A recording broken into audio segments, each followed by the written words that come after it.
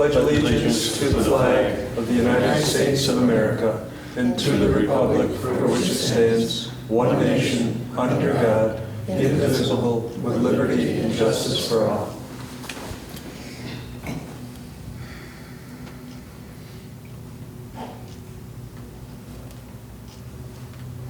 Thank you.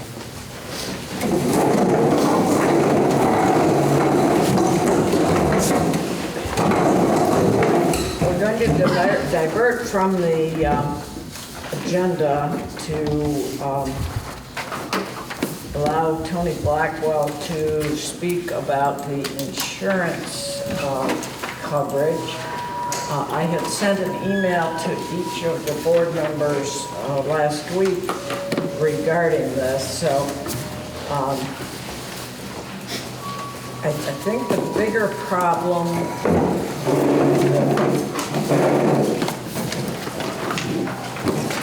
well, let's just go through Tony, with the questions that I had asked them. Sure.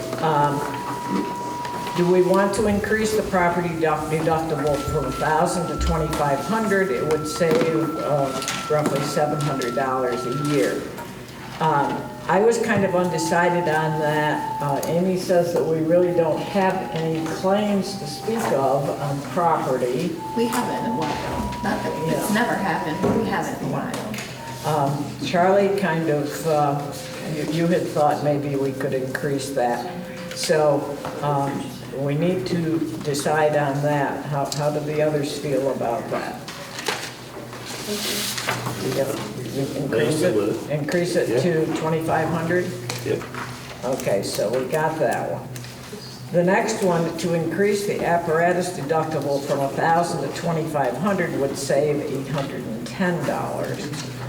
I indicated that I was in favor of staying with $1,000 because we have had apparatus claims more often. So, and Charlie, I think you agreed with that. Mark agrees with that? Yep. Diane? Mark, Mike? Okay, so that we will leave that at $1,000. To increase the portable equipment deductible from $250 to $1,000 would save $1,276. And I indicated I was in favor of increasing that. Charlie, I think, agreed with that. Mark? Yep. Okay, everyone agrees with that. So we will increase that one to $1,000. Okay, now in moving the 3 trailers to the vehicle schedule, that provides liability coverage there as well as physical damage coverage. And I think, Tony, you had spoke about that when you were here last time. Correct. By putting the trailers on the vehicle schedule, it adds liability and physical damage versus just them not being there. Remember, the towing vehicle always carries the liability for the trailer. So if you're using one of the chief's vehicles to tow the trailer and something happens, that trailer comes off and it hits someone or causes an accident, the liability under the ESA policy for the chief's vehicle is going to carry that liability because that was the vehicle towing it. If a member is using their personal vehicle, then the personal vehicle's policy is going to be supposed to carry the liability for the trailer when it's towing that trailer. However, if it's an authorized fire department activity, under our ESA policy, we have primary auto liability when members are using their vehicles for authorized fire district and department activity. So our liability would become primary for the vehicle, the member's vehicle towing the trailer, okay? So in that case, there's no issues.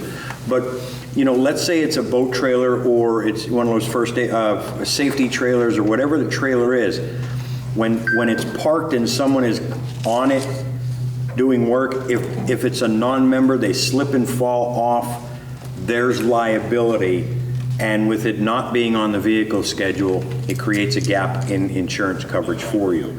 So I think it's in the district's best interest to look at the possibility of putting those on there And then, of course, if it's sitting outside and something happens to it where it gets vandalized or whatever, you've got the physical damage coverage for it as well. And that would be agreed value or whatever value you wish to put on it, very similar to the vehicles. Okay? Okay, everybody agree with that? Okay.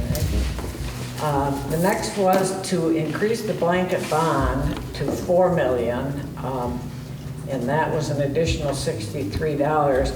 And Bill Dwyer indicates that our assets are dollars are $4 million, so we need to be at that level. So everybody in favor of that? Yes. Okay. Increase the forgery and alteration to $100,000. That's an additional $11. That seemed like a no-brainer to me. Okay. And increase the computer and funds transfer fraud to $250,000 for $5. So we want to do that. Okay. So the lagging questions are the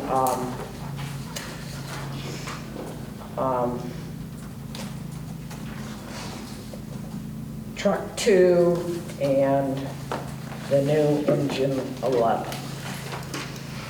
So right now,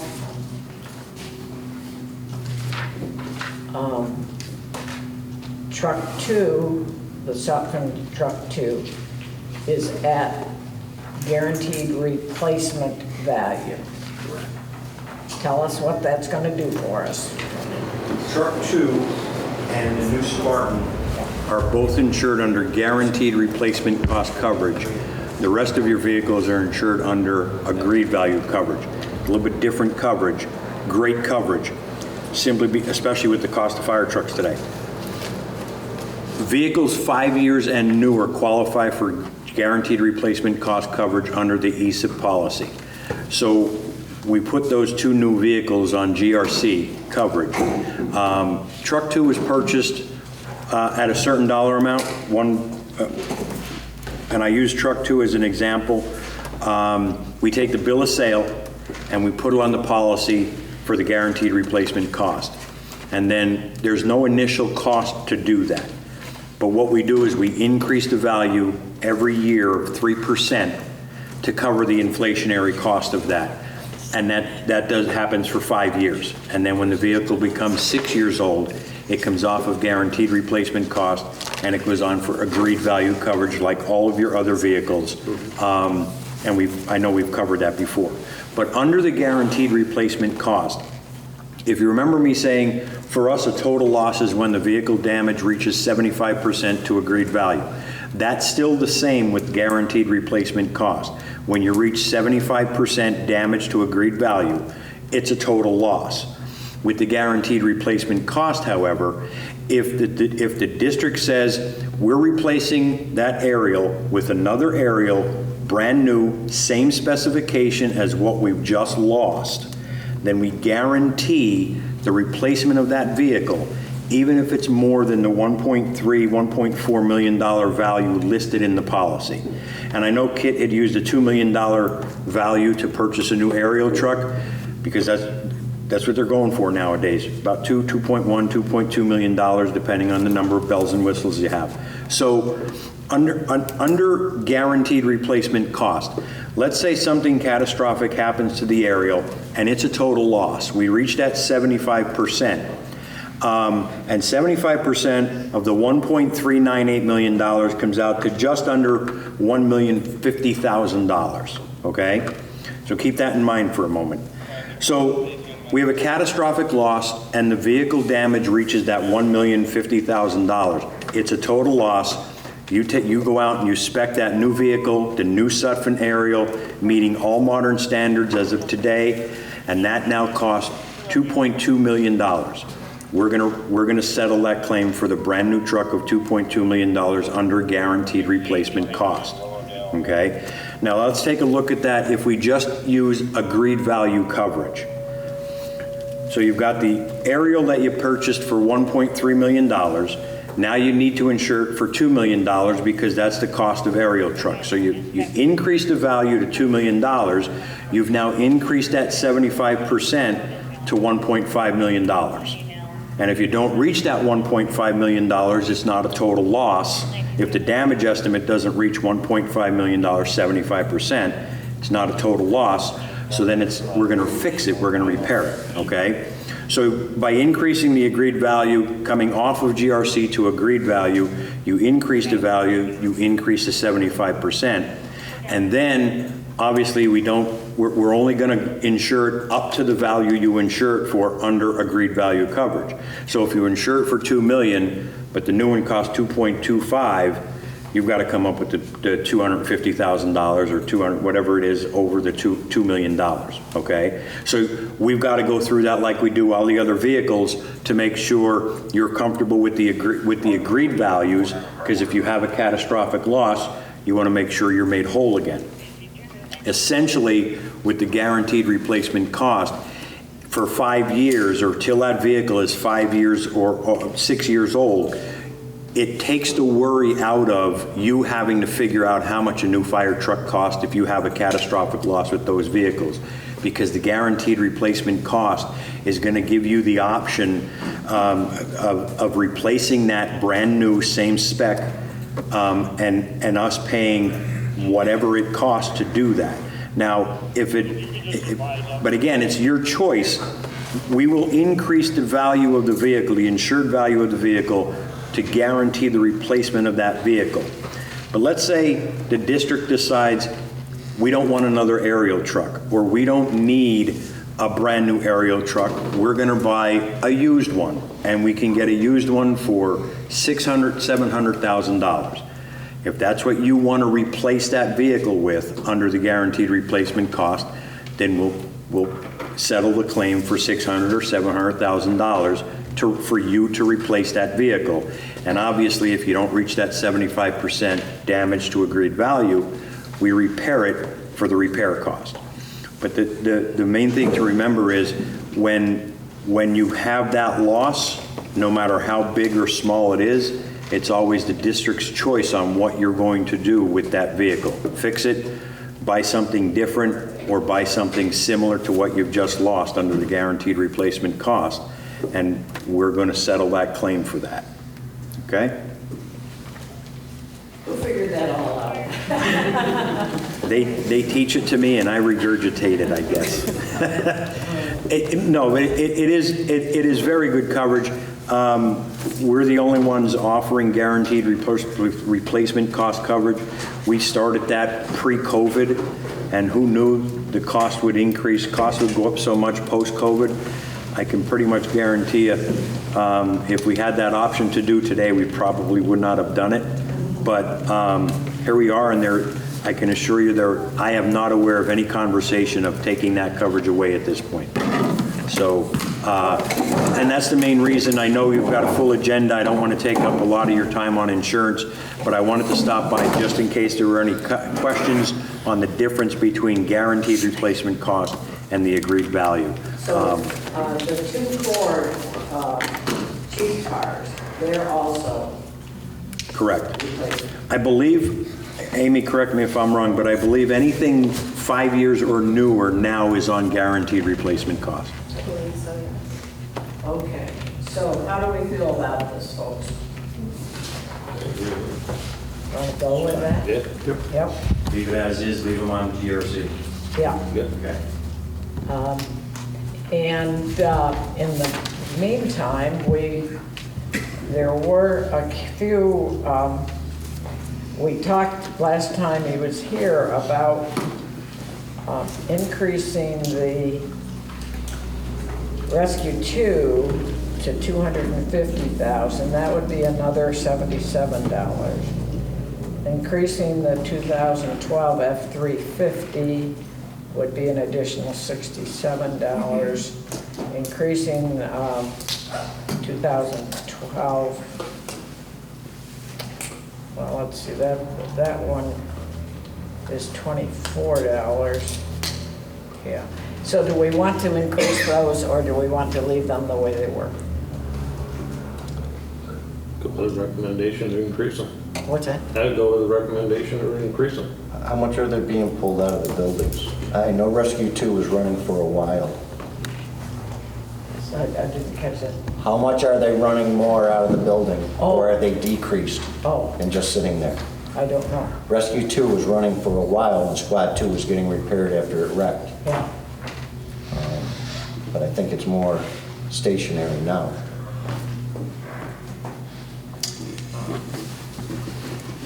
Yeah, what you're looking at is for Squad 2, an additional $24. You know, it's not that much really. Yeah, Rescue 2 rolls more than Squad 2, but, you know, that time that it does go out there, if something happens to it for $24.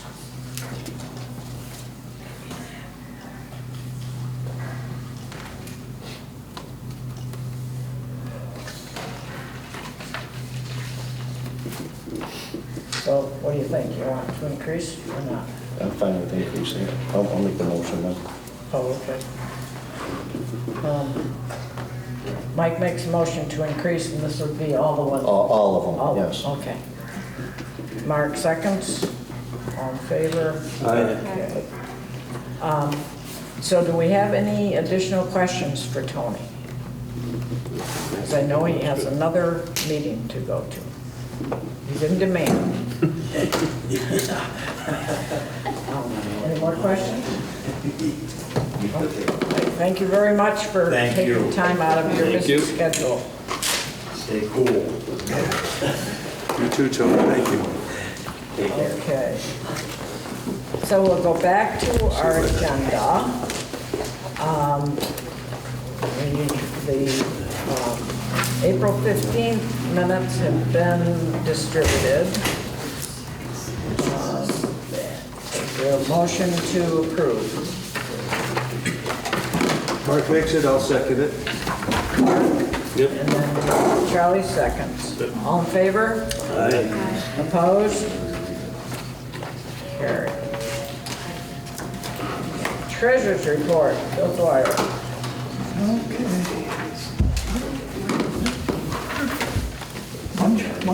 3 seconds here.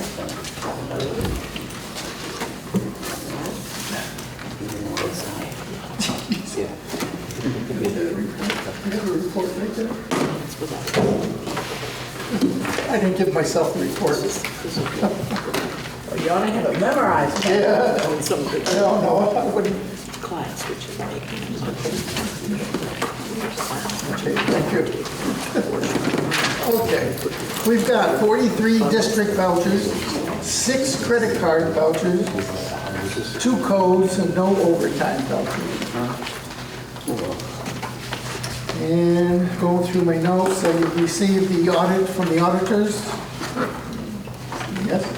No? What was that? You've received the auditor's report? Oh, yes. Yes, okay. We've got that, that is complete. When will he will do a virtual with Yes. us sometime, so we'll have to schedule that. Yes, he couldn't do it today or tomorrow, so he said, but anytime in the future, let him know. So should we approve the report tonight, or should we wait until our June meeting? Unless you have questions, I don't see any reason to wait. Okay. On the report, if you look on page, oh, you probably don't have yours. You don't have this with you. Yeah, I did bring it. Okay. I'll just tell you that. On page 4, he has the cash, our assets for cash, $388,337. And on my report that I gave you was $388 and like $450. So we're like $188 difference report, just to let you know. I had us with $188 more. Okay, that's not bad. I kind of like that. Out of $13 million, I'm 188 off. Okay, so that was a good thing for me. Complete, Also, he said, I asked him about the payroll account, and he said it's fine.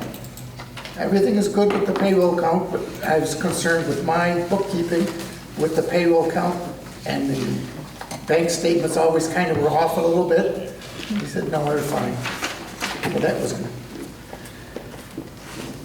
Okay. Service awards are progressing. I need response from 6 more to complete those that are eligible to take their awards.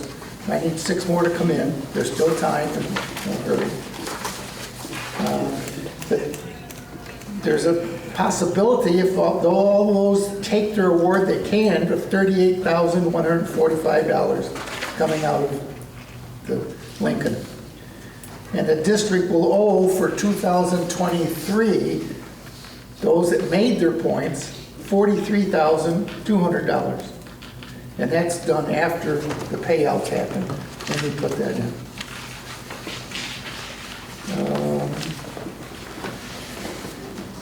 One question on the vouchers. Dental insurance is only $62, and that's because they had an adjustment for one employee who left, and then they credited, so we only owe $62. That's a one-time thing.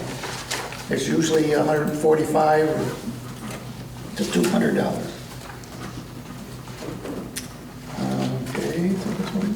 And one other question, Easy Pass.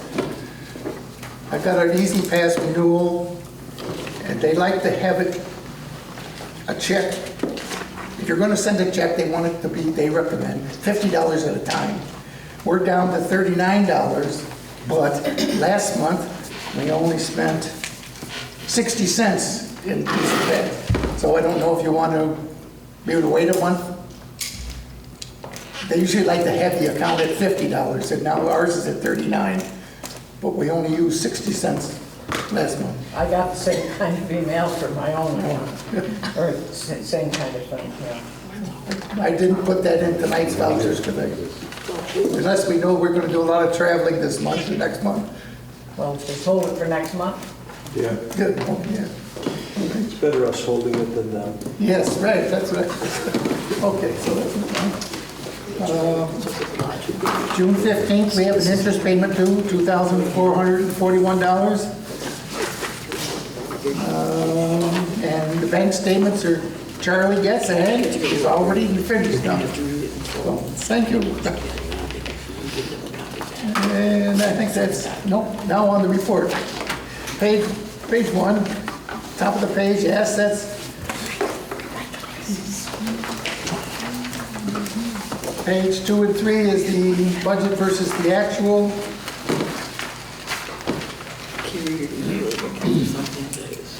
This one is 50 over 4. And on page 3, when you see the total there, $880,585, that's because we have permissive referendum expenses are in there. So we paid $588,000. This won't show you all of those categories. That throws that off. That's not our usual monthly expenses. This year, 4 and 5 is the previous year comparison. 6, 7, 8 are the bank account pages. Service awards, we took a hit last month. We lost $32,930, but it's gone up for this month, the net reported out.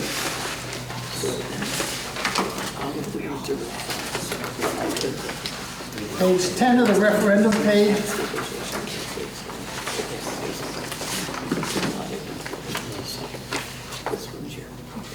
And we're down, we got 1, 2, 3. I don't know what we want to do with it. If we want to get rid of some of those. Referendum 5 has $3,228 left in it. Referendum 1, $4,200. And referendum 2, $3,300.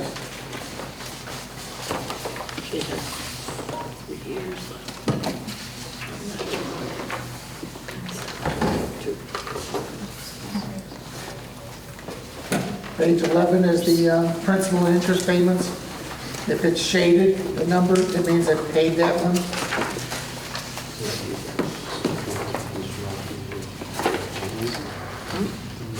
Page 12 is the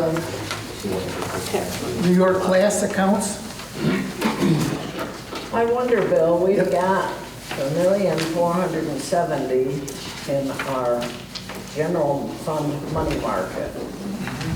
Now we have experimented with New York class enough, so we know that, you know, we got the money out for the new engine 11. Are we shooting ourselves in the foot by not investing some of that money in New York class? We could.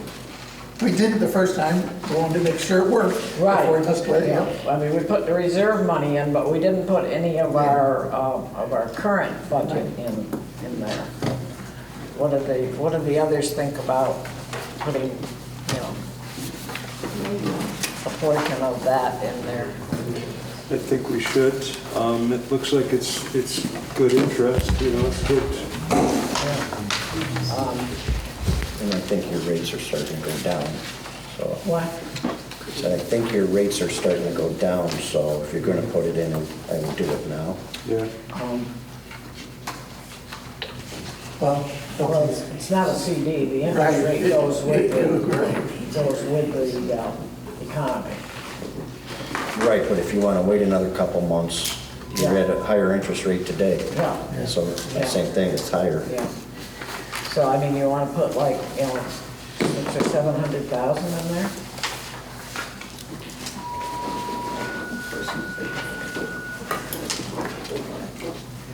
give me an approximate figure, and I'll go, give me an approximate figure, and let me go make sure the bond, what interest, principal payments are coming. I'll Right. treat it like I did when we used to do the CDs every 30, 60 days. I'd have to go and look and see what payments were coming to know how much to put in. What if we say up to 600, Okay. then you can do 500 or 400 or 300, depending on what. Does that make sense? Depends what he needs. Yeah. Okay, somebody want to make that motion? I'll make the motion. Charlie, and Mark seconds. Okay, up to 600 out of the Money market. money market, yeah. Was everybody in favor? Was it all in favor? All in favor? Aye. Yeah, I was gonna do that. I was asking, I was good. I wasn't sure if I missed it. Got it, okay. Opposed? Okay, carried. All right, so I interrupted your report. Yeah, no, and then we're on the last, page 13 on is the tonight's vouchers. For a total of $94,457.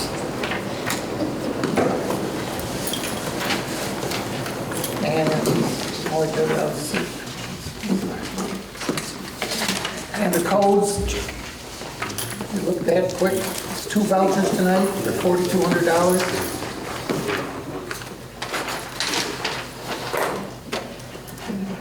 No big change in code.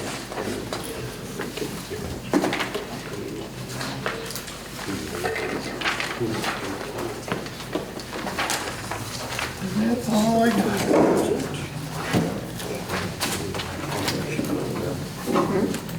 Any questions for Bill?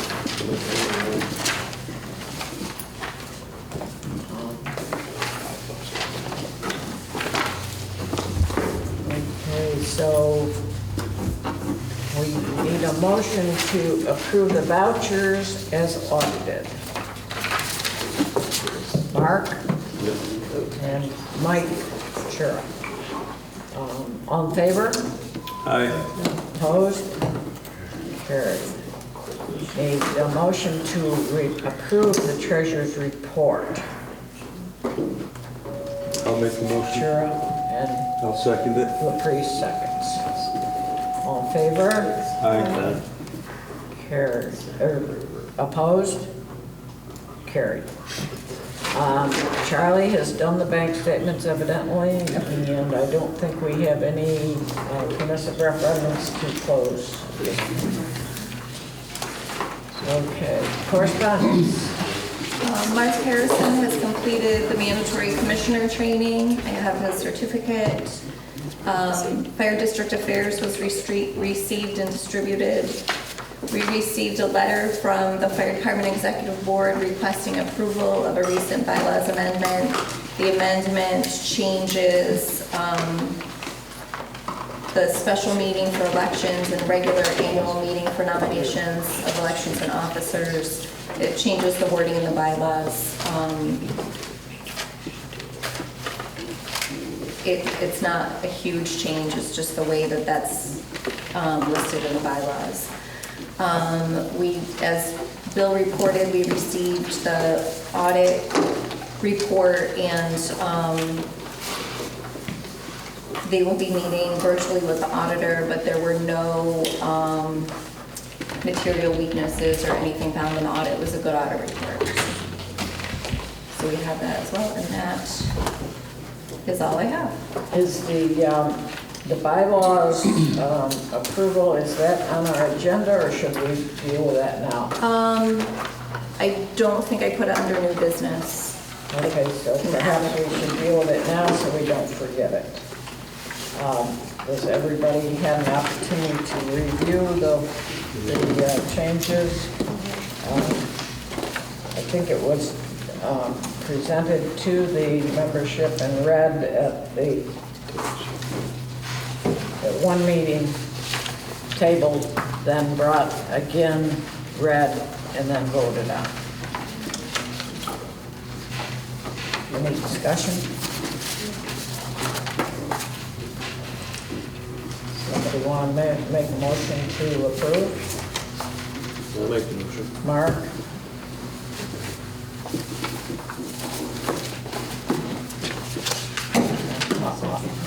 Diane seconds the motion. All in favor? Aye. Opposed? Carried. So Amy, you'll notify the department that that has been approved.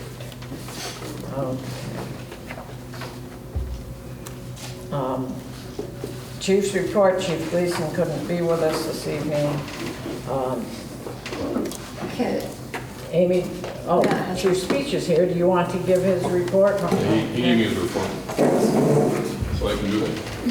All right, under the first category of communication, Chief Gleason met with Morris Corners command staff on a couple occasions, just to ensure that each department's supporting each other as best as possible. He's also had similar discussions with Chief McIntyre from Northwest, and it's because of that, it resulted in kind of resource being developed between, and it's going to be sent to the chiefs and line officers here and career staff, basically just outlining some response decision pathways to go along with that, and not just within our district, but also to Morris Corners and Northwest. So they'll be sending that out to the rest of us here soon. Some special projects that are being worked on. Turnout gear selection and purchase is in progress. He's meeting with a few vendors. Once he gets all that stuff back, then we'll send some recommendations to the commissioners, depending on which direction we go. But he's very close to getting that squared away to get that sent out. Are they looking at changing suppliers or anything? Different vendors, yeah. Oh. A working group was created to recommend some revisions to policy 03-029. That's the dangerous and/or armed person, active shooter threat, and policy 03-006, high-risk EMS calls. Charlie and Mark are going to be working on those, and once we get some feedback from them and some of our law enforcement partners, we'll make some changes to that. Some of it's going to be the content, and some of it's going to be just the name of the policies and stuff like that. But basically the goal is to keep our members as safe as possible in those situations. Another group was formed for EMS equipment bag standardization and development of EMS mentorship program. Luke, Lynn, and a few others are going to be working pretty heavily on that. So once we have more on that, there'll be more to come. Chief Police also created a group to create a new official t-shirt for Belgium Cold Springs. So we're getting input from a lot of different people on designs, so we'll see where that leads. Nothing over the top, you know, kind of a way to bring everybody together, so we'll see how it goes. So far, I've seen some of the things float around, they look pretty good. But once we land on design, we'll get that out so everybody can see what that looks like. That's pretty much all I get, and as I might as well roll right into mine. Image Trend, actually, well, 10 minutes before tonight's meeting, I got an email from Image Trend with a group of dates to set up our first round of implementation with that. Our URL is created. I haven't looked at it yet because I just got the email and I want to look at it on my phone because it's probably more tiny, but everything's created. So now that we have that URL, the group that we put together to work on this and implement it and build it, we'll get together and we can, it's not going to be quick. It's going to be a process because we want to get it done right the first time. So it looks how we want, acts how we want, everything like that. It's going to be a big upgrade from Zoll. Let's put it that way. Let's see. We had the access radios from Rescue 1 repurchased and reprogrammed to read duty 1, 2, 3, and 4. That way, when we have paid staff on and/or volunteers covering shift, we're not taking radios from other apparatus. So they can actually log in as, you know, and not log on as a duty position. Like I said, we're not taking radios from other apparatus. We do have some of the old, I think Luke's going to start rooting through some of the old radios that we had from before that still work and get those reprogrammed so we can add a few radios to each piece of apparatus. Going forward, once the next rescue pumper comes in, we'll have some excess radios available. Get rid of the old ones and use and repurpose the new radios. That way we don't have any laying around. I'd rather get those on the apparatus when we can and not have to use the old ones.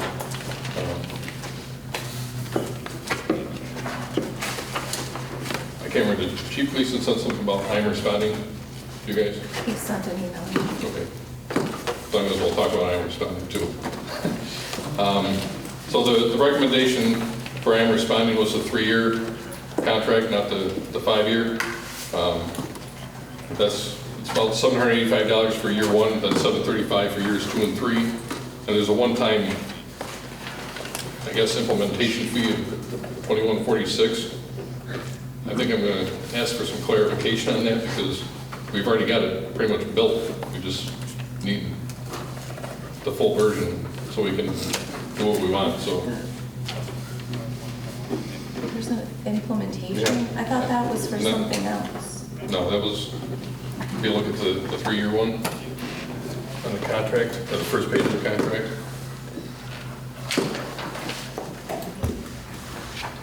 One time, there's a one-time fee of $21.46. I have no idea what that's for. So before we say yes to that, I want to make sure that I thought that was just a one, let me see. Well, maybe the 1-year subscription is a good deal because there's no one time. right. I mean, there's a one-time There's setup a for 1-year, the 5-year and a one-time setup for the 3-year, but there's not for the 1-year. but I don't think we'll need that one-time fee because we've already got it set up, we're already using it. Yeah. We just have to get the full version and get the contract, so. I wonder if that's just, instead of paying $785 in year 1, $735 in year 2, and 3, you just pay $2,000 once, Okay. instead of breaking it out over 3 years. That could be. I think that's what that means. Yeah, because it's all in the same column. Because then it averages to $715 a year, but they're getting their money now, they don't have to wait the 3 years. So I think that's what it is if we pay it now, we aren't paying the higher fee per year. Yeah, that makes sense. That's what So I do we think. want to basically say that we'll go with Chief Gleason's recommendation? 3 year? If we do the 3-year, that one-time thing is for those 3, so we're only paying the one-time fee, not the 3. Right. I think it's a little bit of a discount if we did it that way. So it's a one-time of $19.95 and $700 annually for the 3-year? No, that's a different, That's you're further down in the contract, that's a different program. for a My LS subscription. Okay. It's called My Life Safety, Stuff. and we're not doing that. So the 3-year is $785 1 year? Yeah. So it's what, $21.46 one time. Yeah. I would, So I it's think, 700 times 3. we talked at Years, length about one, they give you a little discount. which one we wanted, and I think Chief Police and I are both in favor of the 3-year one. And if we can do the 21.46 one time, I think that's, Save a couple bucks. Yeah. yeah. So does somebody want to make that motion? I'll Mark? make the motion. I'll second it. Second by Charlie, to follow Chief Gleason's recommendation for I am responding. I think that's it. All in favor? Opposed? Okay, carried. Okay, go ahead, Matt. I think that's it. Unless anybody has any questions. I got one for you, Chief. Could you have, I noticed with some of the vendors, can you have him go back and have them get Sourcewell pricing? Most of the vendors will do that. We have not done that with Turnout Gear. he talked to me about that. And we have had great luck with Sourcewell getting their prices. But you gotta ask for it. We found that with Home Ultra. Yeah. I think he has done that because we talked about it.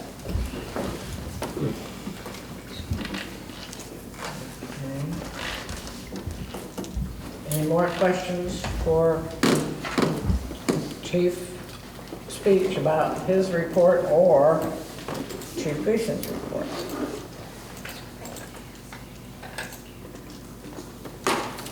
Okay, thank you, Matt. Chief Melchior is not here. Did he send any report? Okay. Committee reports, long-term planning. Shara. There's nothing to report, and there's a typo there, so nothing from long-term this month.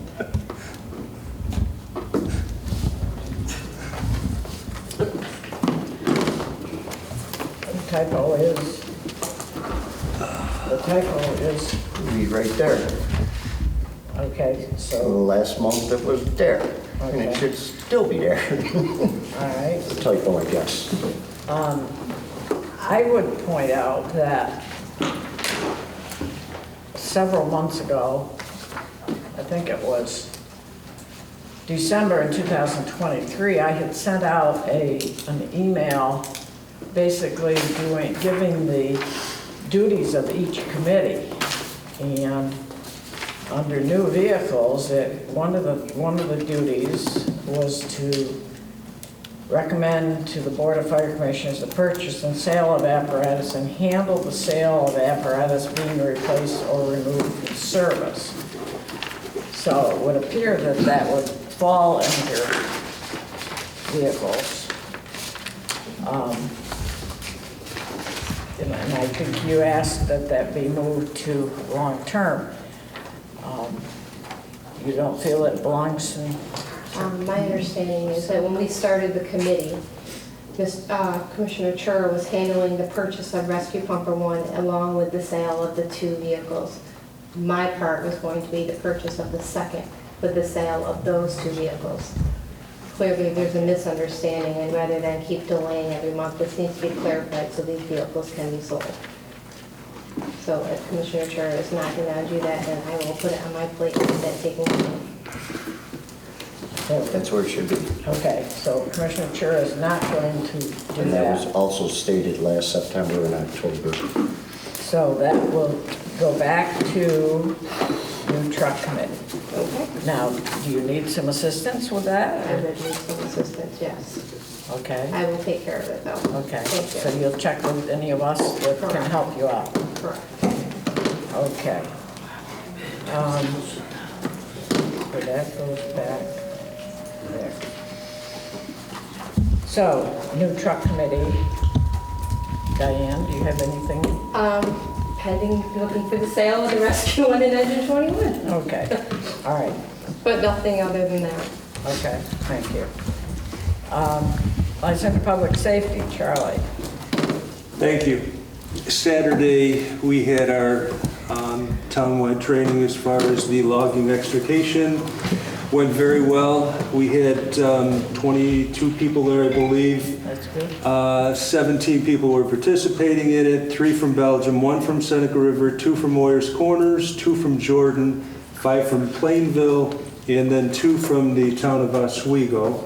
We also had 2 professional loggers there. Had a log skidder. It was a hands-on drill. A little wet, a little muddy, but everybody went away, had a good time, everybody learned something, so I think it was very well appreciated. Heard a lot of positive comments from it.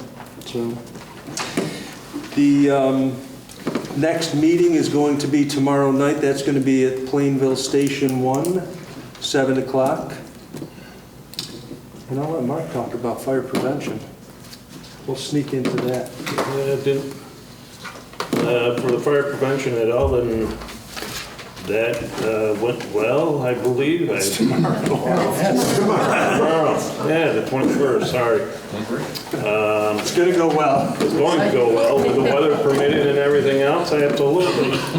And then the following week after that, we'll be at McNamara School. And that's all I got on it. I checked the sign-ups at both stations this morning, and no one was signed up for tomorrow. Fortunately, Baldwinsville has a crew, so it's a go for tomorrow. Next week at McNamara, there's 1 signed up at Station 2. Hopefully we can pull out some additional participation.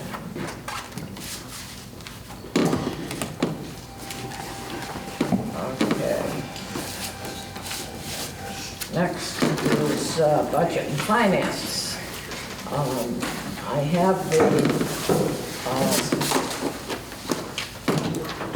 proposed timetable for the 2025 budget year, and we will be sending out to the executive and the chiefs when we expect them to get their requests into us.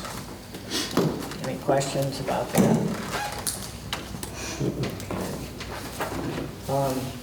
IT committee, I just wrote in, I am responding there, but we took care of that, so that's okay.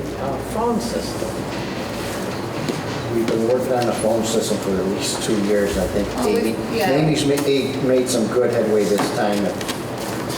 I've been talking about this for a while. So we currently have a very limited phone system for the fire district. With more people in our buildings and just more going on trying to conduct business, we started looking at different options. So I researched some stuff. I got Jeremy Patterson and Ryan McNeil involved because they know way more about that kind of stuff and have the expertise and the knowledge when it comes to technology. So I had talked to Usher Wood. I got some pricing from them, sent it to Jeremy and Ryan, and then they got me in touch with another vendor. A couple years ago, I had somebody come in. Everybody that looked at what we had and what we do proposed a voice over IP system. This service, so it's basically a phone over the internet. It's cloud-based. It would give us a lot more flexibility in how calls are received and messages are sent to district employees and officers. They would be able to port over our numbers so nothing changes, and then we can customize how calls are routed through the buildings. So if somebody calls Station 1 or Station 2 and nobody answers, it's going to go to me at headquarters. We can set up a dial by name phone directory. We have a lot of flexibility in how we set that up. If you are on that directory and you get a voicemail, it's going to be transcribed and sent to your email. And you also get, I think, get the voice recording as well. So like for me now, I have to call in and check the answering machine. And then every time I call, I get a beep for every time I've called in after that. So if I'm in a meeting or if anybody's in a meeting, you get your voicemail transcribed. You can look at it quick. Oh, I need to take care of this, step out, whatever. Gives us a lot more flexibility in what we're doing. Faxes can be sent in to email and then distributed from there. We don't get a ton of faxes, but it would be way easier than having to check the copier. It can work on desktop phones, physical phones, but you can also set it up to have an app on your cell phone. So essentially, your cell phone, like if you call out from the app, your cell phone number doesn't show up, it's the office number, whatever number is assigned to you. If I'm not in the office, I can have calls go to my cell phone. I don't have to call it, everything's gonna go right through there. So some officers, or some people would have a physical phone, they may just be set up to go to their cell phone, but it gives us a lot more flexibility. So the cost, we would need to purchase phones at least the way we priced it, I think we're looking to put physical phones where we have phones now and maybe add a couple here or there. Bushwood was making a proposal using Teams calling. The equipment would be around $4,000 and monthly licensing and support would be around $354 a month. Ring Central is another option. The equipment would be around $1,400. It's around $123 per phone. Monthly licensing and support would be $20 per month per license or per phone. And I'm estimating that to be around $460. So it would depend on where we put physical phones. And then I had a couple years ago, I had Hybrid Communication come in. So I would suspect that pricing might be higher now, but they were around $1,900 for equipment and monthly costs around $560. We currently pay Verizon $827 a month for phone and internet bundles. We would still need to keep Verizon for internet, but we could eliminate the charges for the phone lines. So it's probably going to be, I would say it might be a wash as far as monthly charges, but potentially we could be saving some money, especially if we stay like right around what Usher was proposing in Ring Central. We might see a savings there.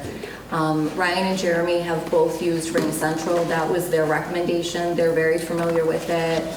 They said it's a lot easier to use. It's something that I can manage, and they know my technical abilities. And they said that I would be able to do it, like if we needed to reroute calls or switch something, it's something I could do rather easily. They could help with a lot of the front end setup and be able to go with that route. And that is, I think, when he came in with the government pricing or the Sourcewell pricing, it was higher. Their website had a price that was lower, so they're going to give us that price, not I think the equipment, we're getting the government price, but the monthly charge, we're getting a good price for it. Because he came in originally at $30, and I think we're getting it at $20 a month, because that's what their website said. And he's like, oh, that's lower.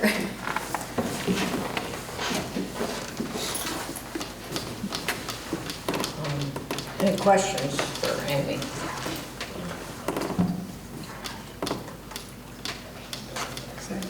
Trying to make a motion to go forward with it. Because it's a license per phone. So what are you, if you're going with the Ring Motion, what are you going with as far as phones? How many desk phones are you putting in? You say that it goes to your cell phone? Well, it would be, so we're thinking like actual phones where we have phones now. So I think I'd have to look, I think we're looking at between 23 and 26 licenses. So that covers dispatch, the lounge, here, my desk, Dwyer's desk, one back in the commissioner's room. But it covered licenses, like we can get a license per chief, we can get a license per, and that's where we may have to look at how we want to structure it. So that may be a little bit more than that. But that was, for the equipment, I think that was just to replace where we have physical phones now. And then the monthly cost for the licenses, like you just need a license to be able to go to a cell phone number to a user. I would So it's think per that phone or per user? the phone in the commissioner's office is kind of superfluous, and the one in the Where the small table is. conference room. Actually, I had forgotten about the one in the conference room, so I didn't even count that one.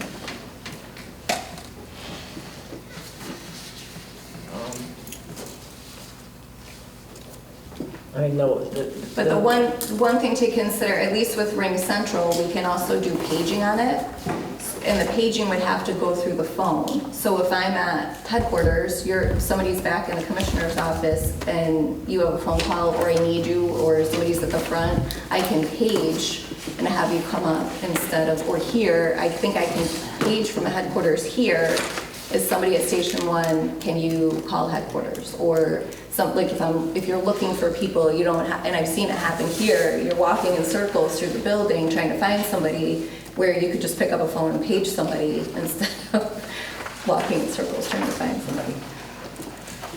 And to do that, that would go through the desktop phones. There is a way maybe to link it in through our sound system, but I don't know if that would involve more equipment or. Please don't mess with the sound system. So there may be more costs on equipment.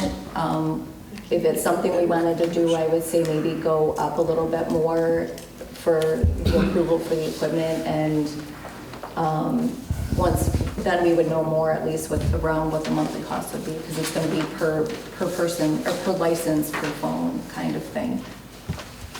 Or user. I guess if you look at it, users, not actual equipment. So the $1,400 and $123 per is like 11 units. We have more than 11 phones, right? There's 1, 2, 3 here. There's only, we don't have really more. We have, that would be 11 1, 2, physical 3, phones for equipment. 4. Okay. Unless I'm missing phones. Is there a phone in the officer's room? Not here. No. Here too. Yeah, so here there's 1, there's 3 physical phones, Is there one headquarters. in John's office, John's old office? Is there I a don't phone think there? so. I don't know, maybe there is. I There didn't was count one, that. yeah, I know there was one. If that's a bunk room, I don't know that we need a phone in there. Right.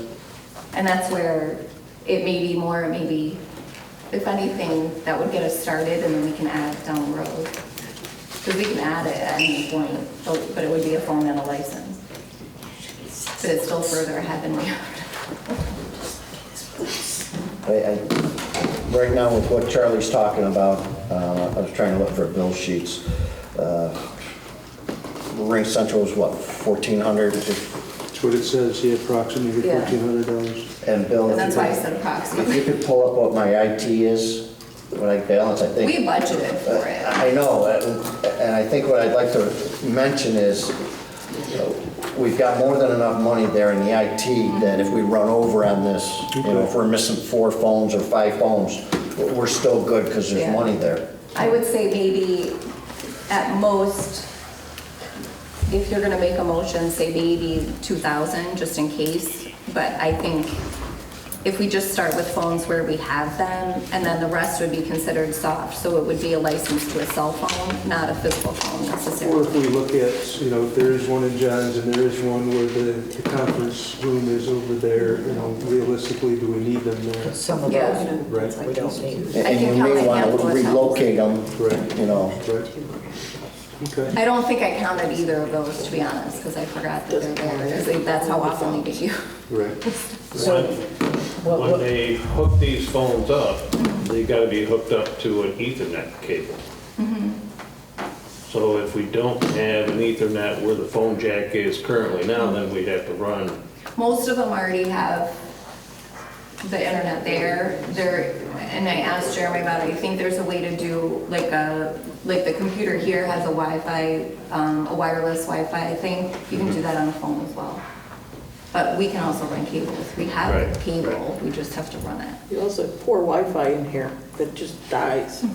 I mean, in order to do a text message, you have to go to the men's urinal. We're gonna have them come in and look at it. But a lot of it's to structure the building, but we'll have them come in and look at it. Yeah, we've talked about this for years. The men made it that way. Well, I think Mike started the motion. And I think we have like close to 20. You got Well, 23,000. we have to look at computer replacement now. Right, but, you know, if we're looking at 14 to go to, you know, $2,000 cushion, we're gonna be fine even with Yeah. other stuff down the road. So if you wanna go with 2, maybe Charlie with 2 and I'll second it. Okay. Okay. Any further discussion? All in favor? Aye. Opposed? Carried. Okay, that's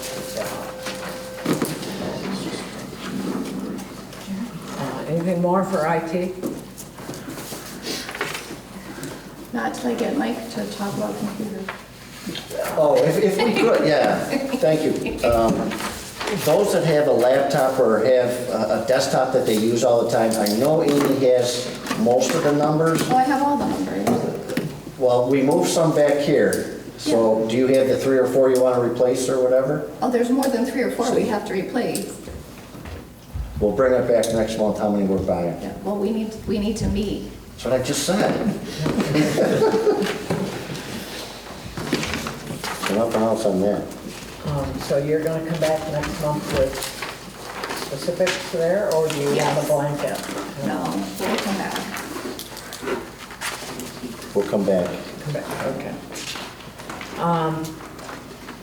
Personnel, 2 months ago, we went through the employee handbook, and there was 3 changes that were recommended, and I made those changes on page 5, 11, and 17.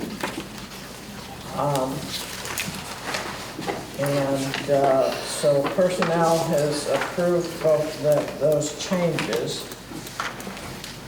Everybody had a chance to look at those?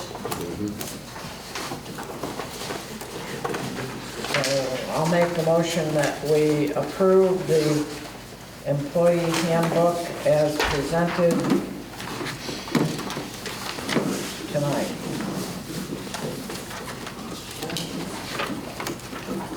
Kit, you might want to add a page at the end that separates this acknowledgement so that you don't take away part of the handbook for people, so go to the very back, you don't have a blank page. Yeah, it's supposed to be that way and it's not. Yeah. So the last page will be its own page, and the acknowledgement will be separate.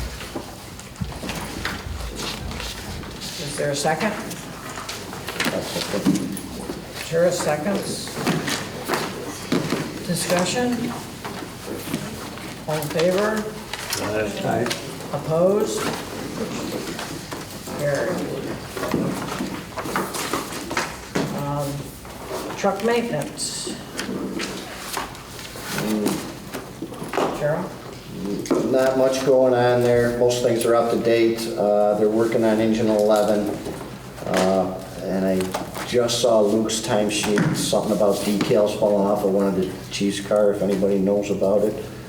That's all I know. So the decaling on car 3 is starting to peel away. Is he rubbing against them? Waxing it too much. But I believe that's being looked at, so that's all I have. Building maintenance, Charlie. Building maintenance, we're moving along with the renovation over at Station 2 on the shower install. Ran into a minor setback with the door frame sizing. They're going to have to replace the door frame and door due to the damage that is going to happen when they take it off. The shower is a couple inches too wide to fit through the door. We got the revised estimate here on it, work order on it. We're still within or under what all the other bids were, so we're in good shape with that. So we'll have them continue on. And so that's a change order, and what's the amount? $3,094. 3094. Okay, so we need a motion to approve that change order. Are you making the motion? I'll make the motion. Is there a second? Or we can leave it as is, that's fine. And the shower will be in the truck bed. Shower will be in the truck bay with hot and cold running water.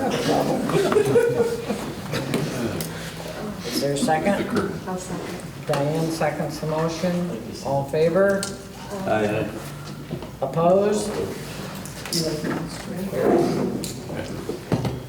Steering committee, there's probably no report there, nothing different from No, last we're on time. hold until October due to all the summer activities.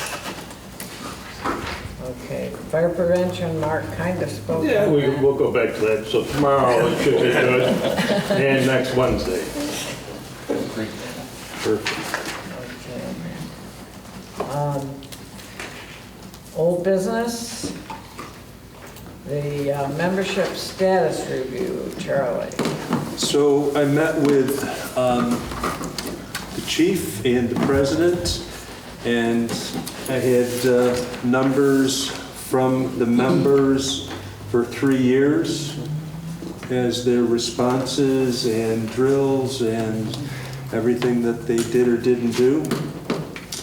A letter was drafted and sent out to everyone. And we'll be looking again at this in October.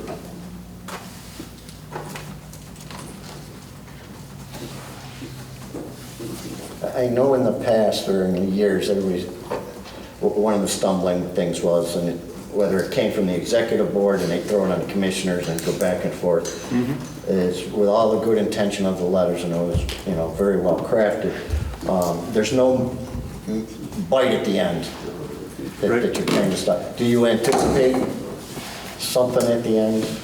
So there is it's in our policy, you can look at it, 00042, read that, and it tells you what the procedure is.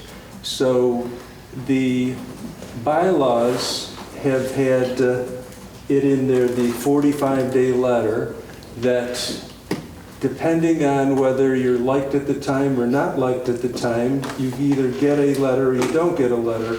And all you have to say is, I'm going to do better, okay? I understand that we all have lives, things happen, it changes from day to day, year to year. So it's obvious when you look at the numbers, you go back 3 years, we can go back farther, but looking at 3 years, it's consistent. The same people over and over again that don't get letters, but are going to try harder.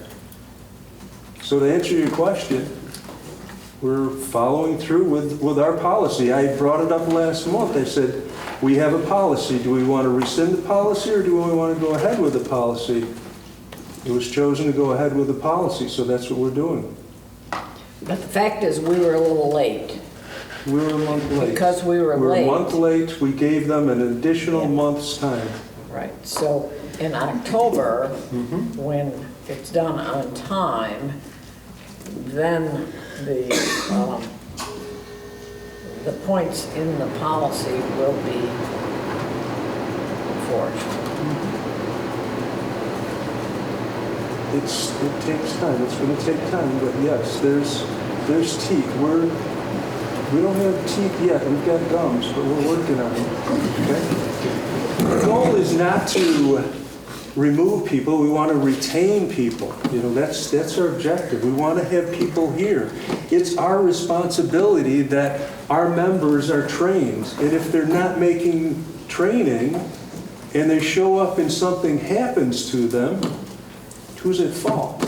We have the policy. We say, hey, you have to do this. They have the bylaws say you have to do this. If nobody does anything and something happens, ultimately it falls back on us. We want people to come. We want people to be trained. We want people to be responsible. We're volunteers, not talking with the paid staff, but we're volunteers. We volunteered for this. We didn't get drafted for this. We signed up for it saying that This is the commitment that I'm going to make. This is what I'm willing to do to help serve my community. Some of us have fallen short on that, not been able to make that commitment. This is just saying, hey, what are you going to do? What do you want to do? Well said. Thank you. Okay. Last month, we spoke about the issues of workers' comp, or VFDL not covering firefighters when they are doing specific personal training and physical fitness. And we asked for our attorney to write up a waiver for us, and he has presented this for us. So I guess I would open the floor for discussion on that.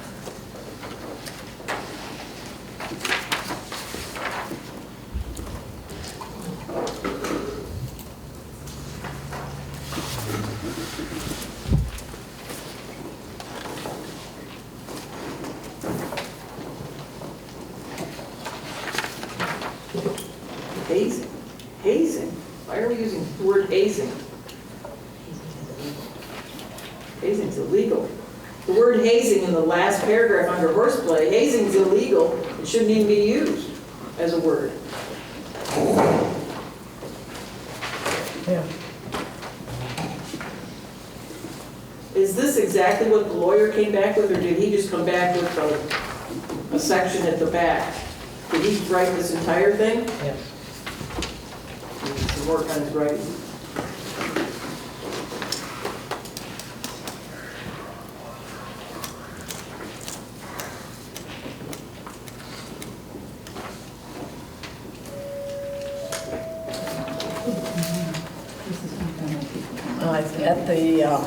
At the last Department of Business meeting, there was a discussion about the basketball hoop, and could we have a basketball hoop here too, as well as at Station 2, and I indicated that we were studying the issue, and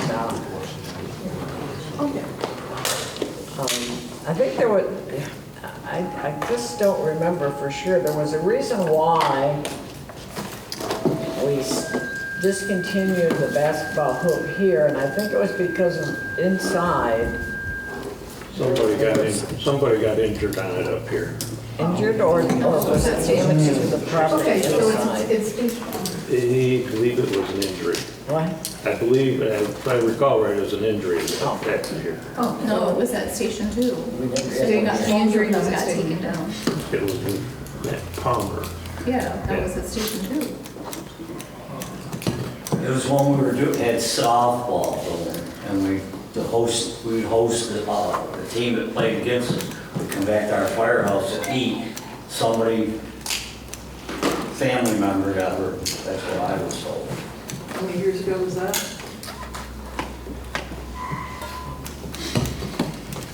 It was a non-district member. So what are we thinking about this? And people aren't going to come around.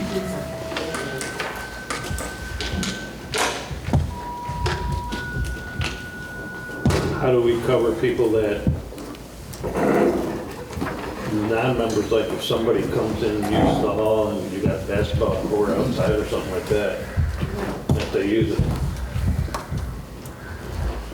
I think that's covered under the liability, or When you sign up at it's home? the accident and sickness, but their insurance is primary, the accident and sickness picks up after that. Right.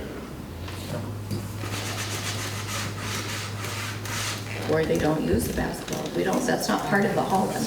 Yeah. Say, hey, that's not available for you. I think in this day and age that it's unfortunate that we have to come to something like this where you have to have a form just to say that I'm not going to sue you if I hurt myself while I'm washing my car, or I'm playing basketball, or I cut my hand while I'm preparing food or something like that. It's just unfortunate that in this day and age, that's where everything is this is the district trying to protect us from not being liable or sued, which still, you can still be sued even if you sign this and you get hurt. So, again, it's a step in that direction. But Well, unfortunately, in the new 1910-156, they're talking about more organized physical fitness programs. Right, so we're mandating it for health and safety of the personnel, so this is almost an oxymoron at that point. So sooner or You can't later- work out So why are we have to. signing this? Sooner or later, VFBL is going to have to catch up. Yeah, exactly. If OSHA goes into effect, then that is something that New York State is going to have to look at. It specifically says in New York State workers' compensation law that anything outside of the line of duty, and it specifically addresses working out, is not covered under workers' compensation. But that is definitely something, and they're already talking about it. I know McNeil has met with different workers' comp and VFBL carriers to talk about what's going to change, what constitutes supervised working out. That those kinds of discussions are already happening on the back end. But in the meantime, it is what it is.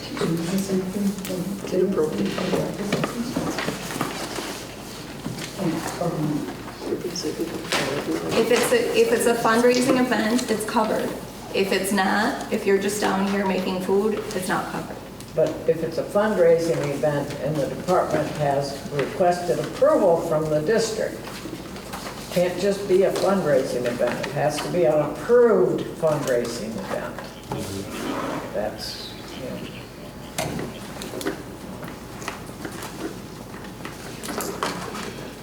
So do you want to go with this or what?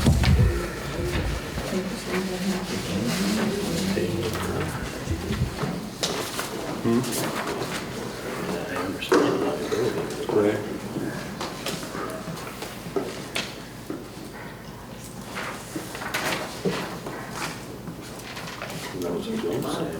There's some typos in it. How do you do it? So, every person would have to sign this, and we already have members that we can't even get here to show up, so how, and if they do show up and all of a sudden they start working out and they haven't signed this yet, then how do we do that? Well, we probably put a clipboard right up there in front of the, Right? You gonna police them? They come up here to do their cars all the time. what's that? They come up to do their cars all the time. We don't even see them. Yeah. You have to get this out to the associates, the past life members and everybody else. Send it out. It'd be a hard thing to do, but I understand it, Well, it can go right on Power DMS, and we see who signs it. right? But it might take some policing on the part of the, you know, executive and the line officers, and the chiefs. You see somebody, and you say, hey, have you signed your waiver? What waiver? Well, this waiver.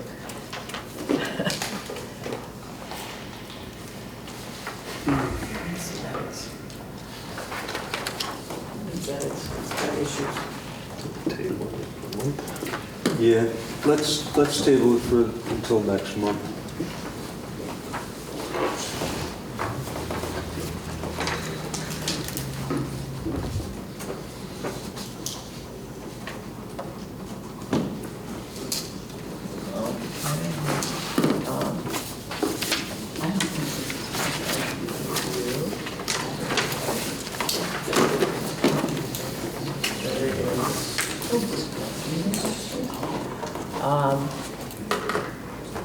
Charlie had sent out the, these are not on the agenda, but the member benefits and the training stipend thing. Charlie, did you have any discussion you wanted to have on those? Yes. So this is something that the state has implemented as far as monies that are to be dispersed to people that do certain trainings. There is money that we can make the recommendation for, so we need to talk about, there's, what are the courses that would be approved for that? So this is something that we need to talk about to get into that. Does it need to be a policy? Realistically, probably not. It needs to be something so that so that members that come know that I'm eligible for this, I do this, and I will get X amount of money for doing this. So it just needs to be documented somehow. We will need to talk about in the future what other training courses are we going to put money towards. Yeah, and I don't know that the state has established those yet. They left it up to us, so that's up to the authority having jurisdiction to decide on. There's certain, I think it's like $500 that you're allotted to, so that the governor passed. But there's certain firefighter 1, BFO, IFO, auto education, Fire officer 1. fire officer 1. So there's money. But they're going to get the stipend from the state for those. This will be from the state also, but we can determine what class that is. No, you have to budget for it. I read that, all that documentation. You have to budget for it and pay it out yourself. If you want to pay out for additional classes, there's one additional class they have designated, but then you guys can set other classes that you want budgetarily to fund. So if you say you want everybody to take aerial ops as an example, you can say that in your own thing. But you work with the state to identify the additional unidentified class at this point in time. Well, let me get back to The FASNY has a good write-up on it. There's a couple things. So anyways, that's what we're looking at down the road.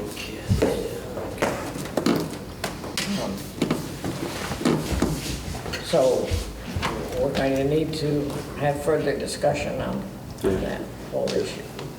Okay. Is that it then? That's it. Any other business from the board? New business? Yeah.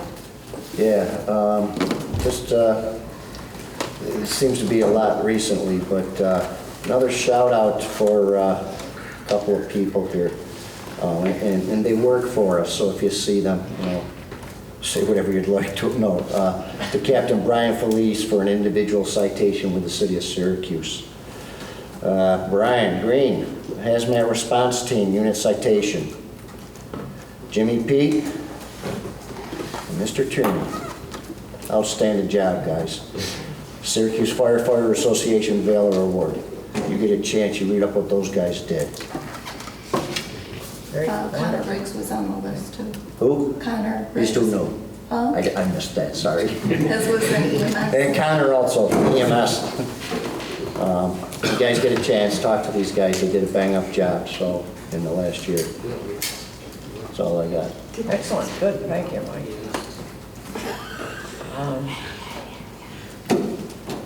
Anything else from the board? Any public comments? I know you approved the money for the replacing the door at Station 2, but I want to know is whose fault was it? The contractor? Can't be our fault. No, it was the, what are they called again? The architect. Thank you, the architect.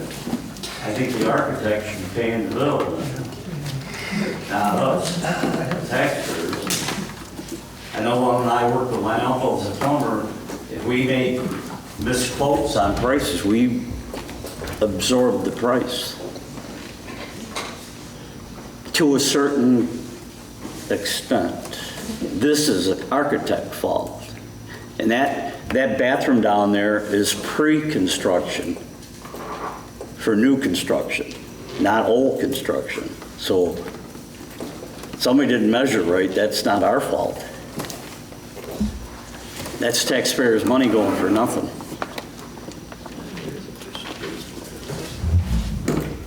It is an error on their part, yes. I'll go, come on up. You don't, you just talk up a little louder.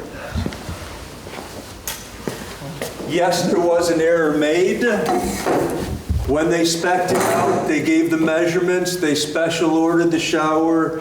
The shower ended up being 2 inches too large for the door. We knew that a long time ago. Okay. So here's the bottom line. Yes, we can go to the architect and we can say, hey, you screwed up. And he's going to say, sorry. But I really don't know what he's going to say. But I'll go to him and I'll talk with him and I'll say, hey, you screwed up. And if he says, I can't do anything about it. Can't do anything about it. It's your problem. Say, okay, thank you. Bottom line is the final dollar amount that we got quoted on the completing the job is still less than, a lot less than the other quotes that we received. So you're saying what you allotted up here is going to cover the mix-up? yes, and I'm also saying that the estimates that we received were way higher than the mistake that was made. Okay, so with the additional $3,000, we're still under, they're still under the other contractors' estimates. All right. But there again, the other contractors would have run into the same problem, so theirs would be increased also. So, All I'm saying is somebody didn't measure right. exactly, It's not- exactly. And that's what happens when you have multiple people in there and somebody says, oh, okay. So it is what it is. Like I said, I'll make the call, I'll talk with them, I'll see if there's anything that they can do for us. Again, it's taxpayers' money. Is there 2 contractors involved or 1? One. So He we may just have- squashed the rumor that there was a subcontractor involved. He may have somebody else doing some of the specialty stuff, whether it's plumbing or electrical. So again, he is the GC, he's the one taking care of everything. All right. Any other comments? Okay, hearing none, I have a motion to adjourn. Should I? Sure. Sure, unless Charlie was going to say something. I'll second it. Beautiful saying, Charlie. Right, Charlie. All in favor? Aye. Adjourned.